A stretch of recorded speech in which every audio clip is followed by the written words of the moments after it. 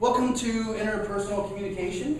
Today what we're going to be talking about is some of the reasons why we should look and study interpersonal communication.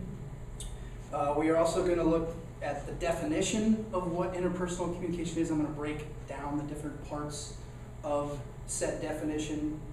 Then we're going to look at the communication model, which some of you may have encountered in previous classes and other classes. Pretty common to all communication classes. Then we're going to look at some of the principles of interpersonal communication and some of the goals, the competencies that you want when you're communicating. Because after all, that's what this whole class is about, is communicating effectively in order to build better relationships. So you might be asking yourself, other than the fact that I have to take it for some particular reason, why do I have to study interpersonal communication? What is it going to do for me?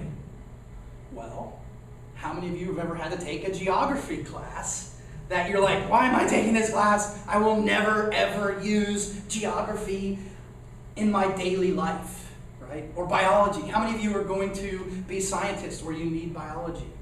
Maybe a couple of you are in nursing. But for the most part, you don't use it, or advanced math. But you still have to take those classes, right? With this class, every one of you is already using this stuff every single day. And so what I'm doing is I'm taking stuff that you already do, and I'm telling you what it's called, and how it works, and why it works, and how to do it better, so that all your relationships will be better. Because it has benefits to your personal and social success in life. It is through communication, interpersonal communication to be specific, that we build and maintain relationships. Does it not make sense that we understand how it works? If you just think about your daily communication, do you think it's effective?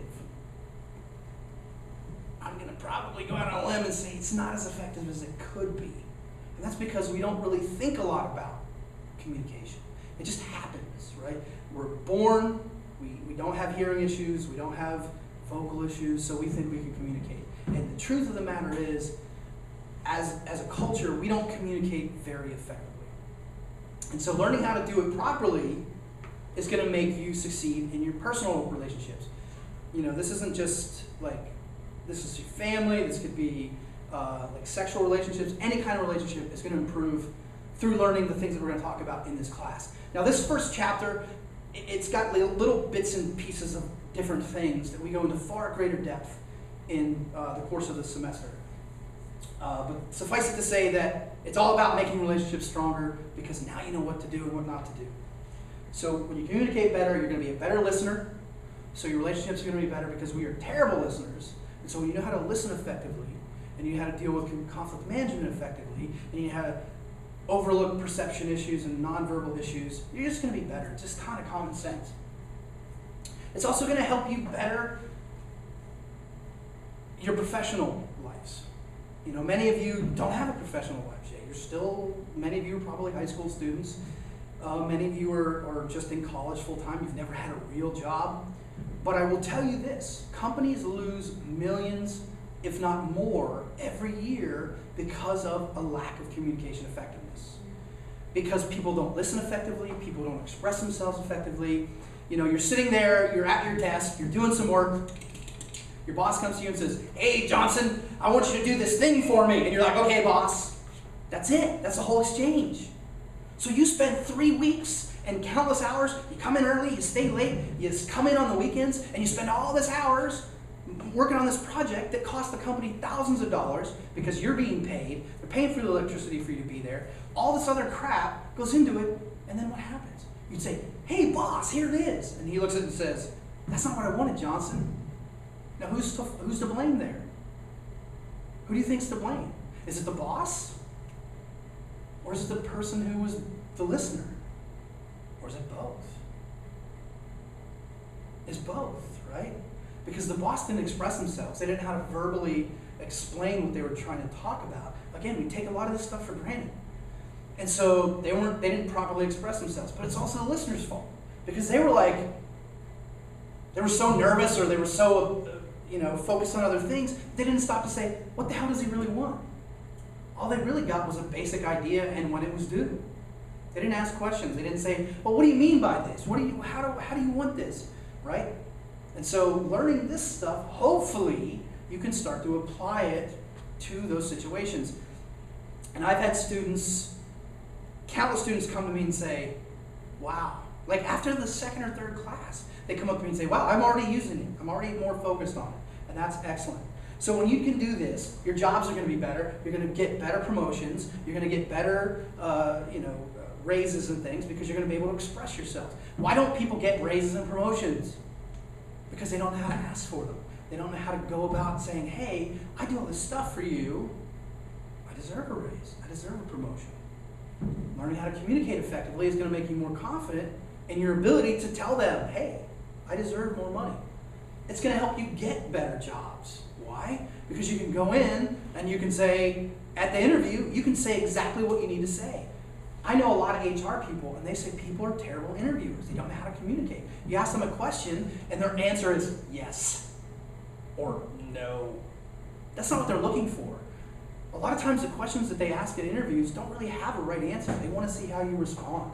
And if you're responding with yes or no, it's ineffective. So you're less likely to get a job. Now, for some of you, professional life might be the fact that you're a student. And being a better communicator has direct implications to your life as a student. Because as a teacher, I spend an inordinate amount of my time explaining things to people that I've already explained to them 3 or 4 million times. I've already put it on sheets. I've already put it on assignment sheets. I've put it on checklists. I've put it on whatever. And they don't pay attention to it. They don't listen effectively. They leave the class knowing that they don't understand the assignment, but they don't want to ask a question because they're afraid of looking stupid.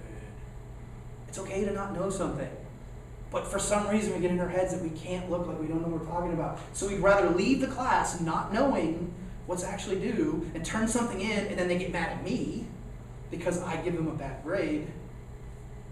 But when you learn how to effectively listen, how to effectively communicate verbally, how to pick up on nonverbal signals, it's going to affect all of your areas of life. And that's why we study interpersonal communication, sort of in a nutshell. And unlike those other things, like I said before, again, we all use this. I don't care if you're a monk in Tibet. It still is going to behoove you. Anybody going to be a monk in Tibet? Anyone? No? Hey, you never know. It's going to behoove you to understand communication, even if it's just nonverbal communication. Because the truth is, most of a message occurs in the nonverbal communication. Like 90+% of a message is in the nonverbals. So you need to understand that as well. So that's why we study it. Now we're going to take a look at the nature of interpersonal communication and what these are is sort of the rules, if you will. And you're looking there at your PowerPoint. I'm not going to list them all because you can all read, I hope. So I'm not going to go through this list. We're going to go through, each one of them has their own screen. And so we're going to go through them as I talk about them. But first we're going to look at kind of the definition of interpersonal communication. It's the verbal and nonverbal interaction between 2 or more people. Right? 2 or more connected people. And what that connection is called interdependence. And if you're looking at your little PowerPoints, you're going to see that the first one on there is interdependent. And interdependent means that what you do affects them, and what they do affects you, right? And so the more interdependence there is, it's going to tell you the nature of that relationship. So when you go into the store and you get a pack of gum, how much interdependence is there? Not much, right? You give them money, they give it to you, there's not. If they didn't do it, somebody else would do it, right? But between you and your best friend, how much interdependence? So let's say your best friend moves to China or has a baby or, has a stroke. How much does that affect you? A lot more than if it's just some random person, right? And so that's one of the big parts of the definition of interpersonal communication that is also part of the nature of interpersonal communication. Say that 5 times fast. I say IPC a lot because interpersonal communication gets old very quickly. So interdependence, this idea is something that we're going to go through the entire semester. So it's something that you definitely need to understand and be able to discuss in depth. It's relational. And what relational means is the nature of the relationship between you and that person is going to dictate what you communicate and how you communicate it. You do not communicate with your little brother or sister the same way that you do with your priest or your pastor or your rabbi or whatever it may be. You communicate, you use different language, and you communicate very different things. And so we're going to talk more about this in the future, but that's what relational means. It defines the relationship, but we also, the way we communicate also affects the relationship. It's this weird dichotomous, continuous circle thing, right? Because if you take somebody, let's say a teacher, and you start communicating with them like you would your brother, does the relationship shift? I think so. And that's why I don't communicate in a normal teacher-student type way. Because I don't want the nature of this relationship to define our relationship as individual people. Because I don't want there to be that artificial construction between us. I think that impacts communication. And in a communication class, anything that impacts communication in a negative way, I think is silly. So it is relational. It exists on a continuum. What that means is, on one end of the spectrum, you have what is known as impersonal communication. And impersonal communication is where you communicate with that person based on a role, like taxi driver, bank teller. You almost don't even see them as a human being, right? I mean, logically, you know they're a human being. At least I hope you do. If not, I can probably get you a number for a good therapist. But we don't see them as people, you know? We see them as things. And that is a terrible way to communicate. Because you're going to communicate like they're a thing. And you're going to treat them very impersonally. At the other end of the spectrum, you have interpersonal or personal, and that's where you see them as like living, breathing people with hopes and dreams and all this stuff. And my contestation is we should treat everybody that way. If somebody has a name tag on, I call them by their name. I talk about them. I don't ride cabs very often because they're way too expensive, but when I do drive in taxis, I talk to them like they're a person. And guess what? You would be surprised how positively people will react to you when you actually call them by their name and you treat them like a human being. I get free stuff all the time at restaurants, at bars. I never used to have to pay cover at this bar I always used to go to in Denver. I always, anytime they'd have a mispoured drink or a mispoured pitcher, they'd give it to me. Why? Because I treated them like people, not freaking servers or bartenders, right? And it goes a long way. And so, where a communication occurrence falls on that spectrum is going to dictate a lot of what you say and how you say it. This goes back to the relational element. This is just another way of saying, it's on a continuum, the it, the it, I, thou way of viewing things. Again, I, it, you're seeing them as a thing. They're specifically a role. How many of you have ever been sitting in a restaurant and your server comes up to you and they're talking to you and they get your drinks, and then you turn to your friend and you're like, oh, the server is pretty, or oh, the server is short, or oh, the server smells funny. Why are they the server? Didn't they just tell you their name? What should it be? Oh, Frederica is really cute, or oh, Juan is really tall, right? It should be that, because you shouldn't see people as its, because people are not its. People are people. And if you see them as an it, you're going to communicate in a way that is negative. You want to see them as thous. They are people, they are individuals, they have emotion, and they have all the stuff that goes with being an individual. So it is on a spectrum, and you have to view it as a spectrum. I just personally don't like the fact that it's on a spectrum, and I like to treat everybody the same. Interpersonal communication involves both verbal and nonverbal messages. As I said earlier, the vast majority of a message actually takes place in the nonverbal range. Because if you think about it, the verbal, if you're looking at your PowerPoint, you're going to see the verbal is one thing, right? The words. Nonverbal is everything else. It's your facial expressions. It's the words you don't say over the words you do say. It's how you say what you say. It's your It could be touch, it could be clothing style, it could be hairstyle, it could be the type of car you drive, or the watch you wear, or the shoes you wear, how you stand in relation to people. Have you ever seen a woman standing with a purse in front of her and she's standing sideways? Why does she do that? Because there's some part of her that feels like she needs to protect herself. So she's using her purse as a damn shield because she's afraid. Or have you ever been talking to somebody and they're kind of turned away from you? What message is that sending? They don't want to talk to you, or they're afraid of you. And so we focus in life way more on the verbal, which is silly when you think about how much more of a message occurs in the nonverbal. So you got to think about the nonverbal. There are different types of communication that can happen interpersonally. It can either be face-to-face, like a conversation. It can be online. A lot of our communication nowadays is online. And online simply doesn't just mean like over the computer. It can mean anything that's not face-to-face. So it could be a telephone call, it could be Skype, it could be any of those things would be considered online. And there's two types of online. There's synchronous, which means it's happening at the same time. So like a Skype or a phone call or instant messaging, or if you're texting but you're texting immediately back and forth, that would be considered synchronous, right? And the thing about synchronous communication is it tends to be more shallow, it tends to be more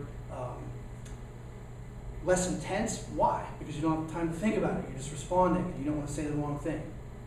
The other type is asynchronous. And asynchronous means it's not happening immediately. So when you send somebody a letter, or you send somebody an email, or a smoke signal, or a semaphore, or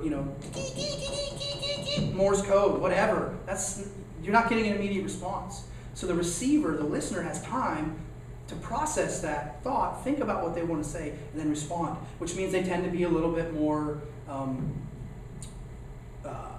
not quite as honest, I guess, not as straightforward, not necessarily not as honest, because when you're face-to-face, things tend to be more direct, because you don't have time to think about it. Whereas when they're asynchronous, the message tends to be a little bit more direct, like you're saying more honest because you have time to think about it, but the language is a little bit more indirect. We'll talk more about that in the language chapter. It gets a little confusing, but asynchronous is it's not happening face-to-face immediately, and synchronous means that it's happening back and forth in real time. And then lastly, and this is another one, like interdependence, transactional is something that is going to play a part throughout the entire class. What does a transaction mean? You can answer. What's a transaction? What is a transaction? Give and take. It's a give and a take, right? You go into the store and you want to buy a Snickers bar. What do? You just steal it? What? You give the cashier money. You give the cashier money, and what do? Give you your candy bar. They give you your candy bar. That is a transaction, right? In communication, communication is a transaction. You send something and you receive something. And when we talk about the communication model, you're going to see that transaction in action. But communication, interpersonal communication, is transactional. To be effective, it has to have a give and a take. And if there's no, because we don't think too much about the take, the give. We think about the take. We send a message out there. We don't think about the other side of things. And that's why a lot of times communication breaks down. So this is going to be the end of part 1. Catch us on the next part where we will talk about the communication model.